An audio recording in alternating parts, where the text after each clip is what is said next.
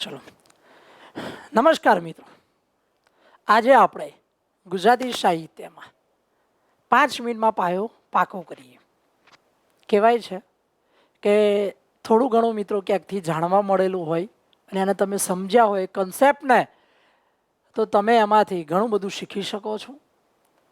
આ સિરીઝમાં આપણે ભાષાશૈલીના મુદ્દાની ફરીથી આપણે ચર્ચા કરીએ. અગાઉ આપણે રાસ, ફાગુ આવા ટોપિક જોયા હતા, આખ્યાન વિશેની વાત કરી હતી. હવે ગુજરાતી સાહિત્ય એક અભ્યાસમાં આપણે ભાષાશૈલીને સમજીએ છીએ. આ એક કન્સેપ્ટ એટલા માટે લીધો છે મિત્રો, આ સ્ટુડન્ટ્સને ખૂબ જ ઉપયોગી થયો છે અને ઘણા બધા સ્ટુડન્ટ્સના અભિપ્રાયો પણ છે કે સર આનાથી અમને ઘણું બધું યાદ રહે છે અને એક એક ટોપિક આપણે આગળ જોતા રહેવાનો છે, જેથી એ દરેક સબ્જેક્ટમાં કવર કરી શકે. અહીંયા આપણે ગુજરાતી સાહિત્યની વાત કરી રહ્યા છીએ, તો ભાષાશૈલીમાં આગળના મુદ્દાની આપણે વાત કરીએ. પદ. મિત્રો, પદના વિશે ક્યારેક ક્યારેક બે પ્રશ્નો પૂછાતા હોય છે. સામાન્ય રીતે પ્રશ્ન પૂછાય કે ગુજરાતી સાહિત્યમાં પદના પિતા તરીકે કોને ઓળખવામાં આવે. આવો પ્રશ્ન ઘણીવાર પૂછાઈ ગયો. તો નરસિંહ મહેતા પદના પિતા. આપ સૌને ખ્યાલ હશે કે ગુજરાતી સાહિત્યમાં પદ માટે જોવા જઈએ તો નરસિંહ મહેતા, મીરાબાઈ, દયારામ, પ્રીતમ બધાએ શ્રેષ્ઠ રચનાઓ આપી છે. નરસિંહ મહેતાના પદો ખૂબ જાણીતા છે. એમના ભજન, એમના પ્રભાતિયા આપ સૌને ખ્યાલ છે. એ જ રીતે મીરાબાઈ પણ પદ માટે જાણીતા છે. પણ અહીંયા આપણે ભાષાશૈલીમાં સમજવું છે કે પદ એટલે શું. તો પદનો શાબ્દિક અર્થ શું થાય મિત્રો? તો ડગલું અથવા પગલું. 2 અથવા 4 પંક્તિની રચના છે. પદનો શાબ્દિક અર્થ શું થાય? ડગલું અથવા પગલું. મધ્યકાળનો ઉર્મી પ્રધાન સાહિત્ય પ્રકાર એટલે પદ. પદની શરૂઆત કોણે કરી? તો નરસિંહ મહેતા દ્વારા કરવામાં આવી છે. તેથી પદના પિતા તરીકે કોને ઓળખવામાં આવે? નરસિંહ મહેતા. 2 કે 4 લીટીમાં લખાયેલ સાહિત્ય પ્રકાર એટલે પદ. સૌથી વધારે પદો આપણે જોઈએ ને 250 જેટલા છો મિત્રો, 250થી વધુ પદ તો મીરાબાઈ લખ્યા છે. પદનો શાબ્દિક અર્થ શું થાય? તો તમારે યાદ રાખવાનું ડગલું અથવા પગલું. પદમાં કેટલી પંક્તિ આવે? તો 2 અથવા 4 પંક્તિની રચના છે. પ્રભાતિયા માટે પણ નરસિંહ મહેતા જાણીતા છે, એટલે પ્રભાતિયાના પિતા તરીકે નરસિંહ મહેતાને ઓળખવામાં આવે છે. એમનું જાણીતું પ્રભાતિયું આપ સૌને ખ્યાલ છે. જાગને જાદવા કૃષ્ણ ગોવાળિયા, તુજ બિન ઘેનુમાં કોણ જાશે. કોની રચના છે? તો નરસિંહ મહેતાને. મિત્રો, નરસિંહ મહેતા દામોદર કુંડમાં, જુનાગઢમાં આવેલું દામોદર કુંડમાં સવારે સ્નાન કરવા જતા હતા ત્યારે જતી વખતે રામગરી રાગ ગાતા અને પાછા પડતા હતા ત્યારે પ્રભાતિયા ગાતા. અને એમનું જાણીતું પદ છે જાગને જાદવા કૃષ્ણ ગોવાળિયા, તુજ બિન ઘેનુમાં કોણ જાશે. એમનું જાણીતું ભજન પણ છે વૈષ્ણવ વજન તો તેને રે કહીએ જે પીડ પરાઈ જાણે. અને આ ભજન છે ને ગાંધીજીનું ખૂબ જ પ્રિય હતું અને ગાંધીજીની આશ્રમ પોથીમાં એને સ્થાન મળેલ છે. કહેવાય છે કે ગુજરાત રાજ્યનું ઉદ્ઘાટન થયું ત્યારે મયુરીબેન ખરેના કંઠસ્થ આ ભજન ગાવામાં આવ્યું હતું અને ખૂબ લોકપ્રિય એવું નરસિંહ મહેતાનું આ જાણીતું ભજન છે. પ્રભાતિયા સામાન્ય રીતે સવારે ગાવામાં આવે છે. એ પછી ધીરા ભગત, પ્રીતમ અને દયારામ પણ જાણીતા છે પદ માટે. મિત્રો, આ એક યાદ રાખવાનું છે કે મધ્યકાલીન ગુજરાતી સાહિત્યનો સૌથી નાનો સાહિત્ય પ્રકાર, સૌથી નાનો તો પદ આવે. આ યાદ રાખજો કે ગુજરાતી સાહિત્યમાં સૌથી નાનો સાહિત્ય પ્રકાર તો પદ. પરંતુ એવો પ્રશ્ન પૂછાય કે ગુજરાતી સાહિત્યમાં સૌથી વધુ ખેડાયેલ સાહિત્ય પ્રકાર, તો પછી આખ્યાન લખવાનું. શું લખવાનું? આખ્યાન. આ 2 પ્રશ્નને તમારે વ્યવસ્થિત સમજવાના છે. નાનો સાહિત્ય પ્રકાર તો પદ, પણ વધુ ખેડાયેલ સાહિત્ય પ્રકાર તો આખ્યાન. અને પદ એટલે ભક્તિ પ્રધાન સાહિત્ય પ્રકાર તરીકે પણ ઓળખવામાં આવે છે. ક્લિયર? ચલો, હવે આપણે વાત કરીએ પદ્ય વાર્તા. આપ સૌને ખ્યાલ હશે કે પદ્ય વાર્તા માટે કોણ જાણીતું છે? તો શામળ વીરેશ્વર ભટ્ટ. બરાબર છે. પદ્ય વાર્તા એટલે શું? તો મિત્રો કાલ્પનિક કથા વસ્તુને ધ્યાનમાં રાખીને લખવામાં આવેલી એક રચના છે. અને પદ્ય વાર્તા માટે ગુજરાતી સાહિત્યમાં સૌથી વધુ કોણ જાણીતું છે? શામળ વીરેશ્વર ભટ્ટ. પરંતુ તમને એવો પ્રશ્ન પૂછાય કે ગુજરાતી ભાષાની પ્રથમ પદ્ય વાર્તા કઈ છે? તો હંસરાજ વચ્છરાજ ચોપાઈ વિજયભદ્રની રચના છે. પરંતુ ગુજરાતી સાહિત્યનું પ્રથમ પદ્ય વાર્તા કઈ ગુજરાતી સાહિત્યની? તો હંસરાજ વચ્છરાજ ચોપાઈ. શામળ રચિત પ્રથમ પદ્ય વાર્તા પૂછાય તો પદ્માવતી. મિત્રો ગોમતીપુર એટલે વેગણપુરનું વતની અમદાવાદમાં આવેલ એવું શામળ. ઘણી બધી રચનાઓ શામળે આપેલી છે. શામળ રચિત પ્રથમ પદ્ય વાર્તા આવે તો પદ્માવતી, અંતિમ વાર્તા આવે તો શુડા બહોતરી. એમની જાણીતી રચના છે. એમના આશ્રયદાતા અને એમના મિત્ર જેઓ લગ્ન જીવનનો પ્રશ્ન હલ કર્યો હતો એવા રખીદાસ હતા. શામળની આપણે રચનાઓ જોઈએ ને તો બધી ન્યુમેરિક રચનાઓ છે. શુડા બહોત્રી, નંદ બત્રીસી, સિંહાસન બત્રીસી, વેતાલ 25, ઘણી બધી રચનાઓ એમણે જે આપી એ ન્યુમેરિક છે. એમની જાણીતી પંક્તિઓ પણ છે મિત્રો. પેટ કરાવે વેઠ, ગાજ્યા મેં વર્ષે નહીં, લક્ષ્મી તેને લીલા લેર, નર નારીના ચાતુરી, નર નારીના વિવેક. આવી સરસ રચનાઓ આપણને કોણે આપી? તો શામળે. એટલે પદ્ય વાર્તા માટે કોણ જાણીતું? શામળ. પદ્ય વાર્તાના પિતા તરીકે એમને ઓળખવામાં આવે છે. છપ્પામાં પદ્ય વાર્તા શામળ ભટ્ટ દ્વારા પણ આપણને જોવા મળે છે. આપણે આ ખાસ યાદ રાખવાનું છે. ગુજરાતી સાહિત્યની પ્રથમ પદ્ય વાર્તા તો હંસરાજ વચ્છરાજ ચોપાઈ. કોની રચના છે? વિજયભદ્રસુરી. પરંતુ મિત્રો ગુજરાતી સાહિત્યની પ્રથમ પદ્ય વાર્તા એટલે પદ્માવતી પણ કોની? શામળની. શામળ રચિત પ્રથમ પદ્ય વાર્તા કઈ છે? તો પદ્માવતી. ગુજરાતી સાહિત્યની પ્રથમ પદ્ય વાર્તા તો હંસરાજ વચ્છરાજ ચોપાઈ. એ જ રીતે શામળ રચિત અંતિમ રચના કઈ? તો શુડા બહોતરી. આ પણ તમારે યાદ રાખવાની છે. ઓકે. એટલે સામાન્ય રીતે જોઈએ તો પદ્ય વાર્તા માટે કોણ જાણીતું?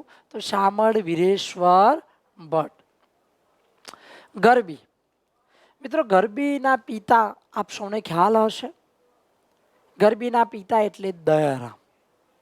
ચાંદોદનું કરનાળી બરાબર છે, તેના વતની છે. પણ કર્મભૂમિ પૂછાય તો ડભોઈ. સાહિત્ય ક્ષેત્રે દયારામનું નામ પણ જાણીતું છે મિત્રો. ગરબી એટલે કેવી રચના છે? તો પુરુષ પ્રધાન રચના છે. 800 થી વધુ ગરબીની રચના દયારામે આપી છે. કહેવાય છે કે ગરબીની જે રચનાઓ છે એ ભક્તિ પ્રધાન પણ રચના છે. દયારામે મિત્રો 3 વાર ભારત ભ્રમણ કર્યું. કેટલી વાર? 3 વાર. 7 વાર નાથદ્વાર યાત્રા કરેલી છે. આજીવન બ્રહ્મચરી રહ્યા હતા. 12 ભાષાઓના જાણકાર એટલે દયારામ. વ્રજ, બિહારી, મારવાડી, ગુજરાતી, ઉર્દુ, સિંધી, હિન્દી, અલગ અલગ ભાષાઓના જાણકાર એટલે દયારામ. અને ગુજરાતી સાહિત્યમાં એમનું શ્રેષ્ઠ ખેડાણ હોય તો ગરબી તરીકે એમને ઓળખવામાં આવે છે. પરંતુ મિત્રો જ્યારે ગરબી ભટ્ટ માટે કોણ જાણીતું છે એવું પૂછાય તો પાછા દલપતરામ આવે. આ ખાસ યાદ રાખજો. ગરબી ભટ્ટ તરીકે કોને ઓળખવામાં આવે? તો દલપતરામને. એટલે ગરબી એ પુરુષ પ્રધાન રચના છે. બીજું કે ગરબીના પિતા તરીકે કોને ઓળખવામાં આવે? તો દયારામ. અને આવું બિરુદ કોણે આપ્યું ગરબીના પિતા તરીકે? તો નરસિંહરાવ દિવેટિયાએ. નરસિંહરાવ દિવેટિયા. આ પણ યાદ રાખવું. ગરબીના પિતા અથવા ગરબી સમ્રાટ તરીકે બિરુદ આપનાર નરસિંહરાવ દિવેટિયા. હા, પણ ગુજરાતની ગોપી આવો એક શબ્દ છે. ગુજરાતની બીજી મીરા આવું કોણે કહ્યું? તો પછી નાનાલાલે. બરાબર છે. એવું બિરુદ એમને કોણે આપ્યું? નાનાલાલે. શક્તિ અને કૃષ્ણ ભક્તિ પર આધારિત ગરબી કોણે લખી છે? તો દયારામે. 800 થી વધુ ગરબીની રચના આપણને જોવા મળે છે. એમાંથી એક શ્રેષ્ઠ રચના એમની છે કે શ્યામ રંગ સમીપે ન જાઓ, શ્યામ રંગ સમીપે ન જાઓ. આ પંક્તિ મિત્રો ઘણીવાર પૂછાયેલી છે. કોની છે? તો દયારામની આ શ્રેષ્ઠ રચના છે. ગરબીની રચના જોઈએ તો શામળ દ્વારા પણ આપણને જોવા મળે છે. ભક્તિ પ્રધાન પદ સાહિત્ય પ્રકાર છે ગરબી. ગુજરાતી ભાષામાં ગરબો, ગરબી અને રાસ આવા શબ્દનો પ્રયોગ કોણે કર્યો? તો ભાણદાસ. આ યાદ રાખજો મિત્રો. ગરબીના પિતા આવે તો દયારામ, ગરબાના પિતા આવે તો વલ્લભ મેવાડો, પરંતુ આ ગરબી, ગરબો અને રાસ શબ્દનો પ્રયોગ ગુજરાતી સાહિત્યમાં કોણે કર્યું? આવું પૂછાય તો ભાણદાસ. કોણ આવશે? ભાણદાસ. એ તમારે યાદ રાખવાનું છે. એટલે ગરબી એ શું છે? પુરુષ પ્રધાન રચના છે. ગરબીના પિતા પૂછાય તો દયારામ. ક્લિયર? કેટલી ગરબીઓ લખી? તો 800 થી વધુ ગરબીની રચના આપણને જોવા મળે છે. નેક્સ્ટ, ગરબા અથવા ગરબો. ખ્યાલ આવી ગયો છે મિત્રો ગરબા વિશે અને ગરબો વિશે, બરાબર છે? એનો સ્ત્રી પ્રધાન રચના છે. કહેવાય છે કે સંસ્કૃત ભાષાના ગર્ભદીપ પરથી ઉતરી આવેલા એક રચના છે. ગુજરાતી સાહિત્યમાં વલ્લભ મેવાડો ખૂબ જાણીતો છે ગરબા માટે, અને એમના ભાઈ હતા ધોળા ભટ્ટ. કહેવાય છે મિત્રો કે નાથદ્વારના એક મંદિરમાં વલ્લભ મેવાડો બેઠો હોય છે એમના આગળ, મંદિરની આગળ કંઈક, અને ભૂલથી એ થૂકી દે છે.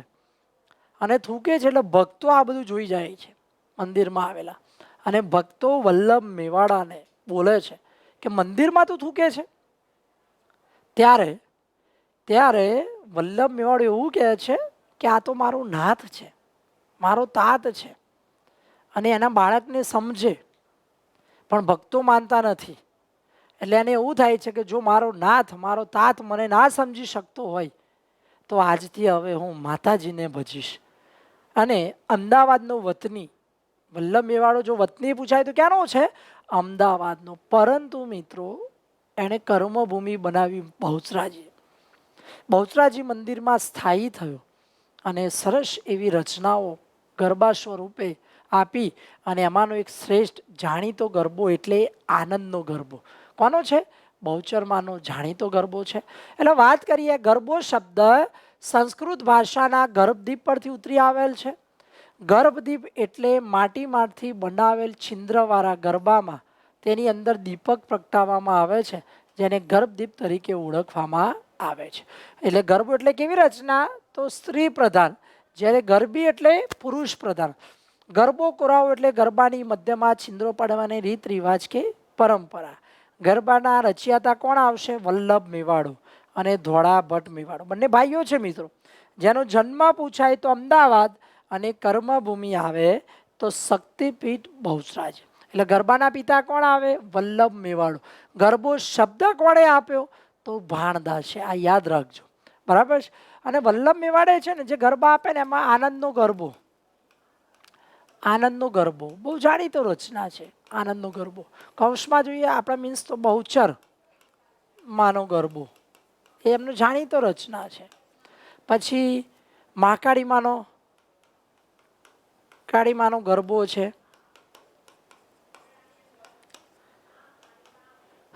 અંબામાનો એટલે અંબાજીનો ગરબો. પછી કજોડાનો ગરબો, કજોડાનો ગરબો.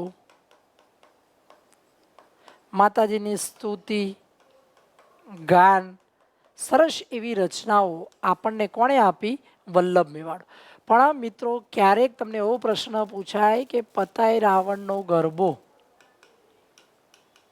એ કોની રચના છે, આવું પૂછાય ને તો શામળ લખજો. શામળ એક ગરબો લખેલો છે, અને પતાય રાવણનો ગરબો એટલે એ શામળની રચના છે. ચલો કાફી વિશે જોઈ લઈએ. તો કાફી એક પ્રકારનો રાગ છે. કાફી એક જ રાગમાં ગવાતું 5 કડીનું પદ છે.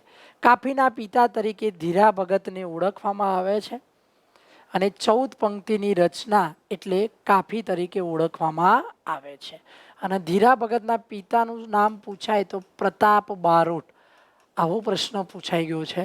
બીજું કે આ ધીરા ભગત ક્યાંના વતની હતા? તો ગોઠડા, વડોદરામાં આવેલું, બરાબર છે?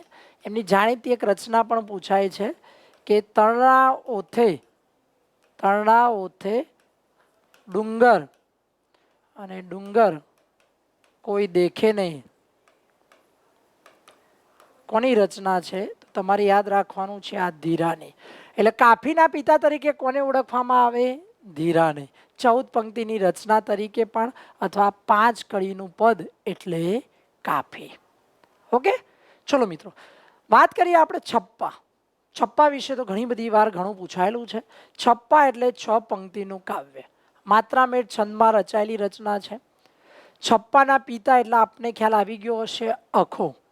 746 જેટલા છપ્પાની રચના કરી છે, અને આ છપ્પા અંગ નામના વિભાગમાં સંગ્રહિત કરવામાં આવેલા છે. છપ્પાને છપૈયા રીતે પણ ઓળખવામાં આવે છે, જેમાં પ્રથમ 4 લીટી ઉલ્લાસ છંદની અને અંતિમ 2 પંક્તિ રોલા છંદની છે. એટલે છપ્પા એ કટાક્ષમય રચના છે, અને છપ્પાના પિતા તરીકે અખાને ઓળખવામાં આવે છે. અખાના 2 ગુરુનું નામ પૂછાય તો ગોકુળાનંદ અને બ્રહ્માનંદ. કટાક્ષમાં કેવી સરસ રચનાઓ છપાઈ આપી છે મિત્રો. અખા વિશે કહીએ તો ઘણું બધું છે, પણ ભાષાશૈલીને ધ્યાનમાં રાખીને આપણે વાત કરીએ તો છપ્પાના પિતા એટલે અખો. 746 છપ્પાની રચના કરી, જે અંગ નામના વિભાગમાં સંગ્રહિત છે. કેવા છપ્પા આપ્યા? એક મૂરખને એવી ટેવ, પથ્થર એટલા પૂજે દેવ, તિલક કરતા 53 વહ્યા, જપમાળાના નાકા ગયા. આંધળો સસરો ને સરગટ વહુ, કથા સાંભળવા ચાલ્યા સૌ, સાંભળ્યું કશું ને કહ્યું કશું, આંખનું કાજલ ગાલે ઘસ્યું. ઓછું પાત્ર ને અદુકું ભણ્યો, વડકણી વહુએ દીકરો જણ્યો. દેહાભિમાન હતું પાશેર, દેહાભિમાન હતું પાશેર, વિદ્યા મળતા વધ્યું શેર. આવી સરસ એવી રચનાઓ ગુજરાતી સાહિત્યમાં આપણને અખાએ આપે છે. એટલે છપ્પાના પિતા તરીકે કોને ઓળખવામાં આવે? તો અખાને ઓળખવામાં આવે છે. ક્લિયર મિત્રો? તો આ જે સિરીઝ છે 5 મિનિટમાં પાયો પાકો, બરાબર છે, એટલે તમારે યાદ રાખવાની છે. ચાપખાની આપણે વાત કરી લઈએ તો ચાપખા એટલે કટાક્ષમય રચના છે. ચાપખાનો અર્થ થાય ચાબુક. ચાપખા મૂળ મહારાષ્ટ્રનો સાહિત્ય પ્રકાર છે, અને ચાપખાની રચના કોણે કરી? તો ભોજા ભગતે કરી છે. કેના વતની? તો સૌરાષ્ટ્રના દેવકી ગાલનના વતની છે, અને વીરપુરના સંત જલારામ બાપાના ગુરુ એટલે ભોજા ભગત. ક્લિયર? ચાપખાનો અર્થ શું થાય? ચાબુક. કેનો ઉદ્ભવ ક્યાંથી થયો? ચાપખાનો ઉદ્ભવ ક્યાંથી થયો? તો મહારાષ્ટ્રથી. ચાપખાના પિતા તો ભોજા ભગત. એમનું જાણીતું પદ છે કાચબા કાચબીનું પદ, અને ગાંધીજીનું ખૂબ જ પ્રિય છે. એમની જાણીતી રચના છે, હાલો ને કીડીબાઈની જાનમાં, કીડીબાઈના તો લગનિયા લેવાયા છે. એટલે ચા કોની પીવો છો? તો ભોજાની. કાફી એટલે કોફી કોની પીવો છો? તો ધીરાની. તો સરળ રીતે તમને યાદ રહી જશે. તો 5 મિનિટમાં મિત્રો આ પાયો તમારે પાકો કરવાનો છે. Okay, thank you very much.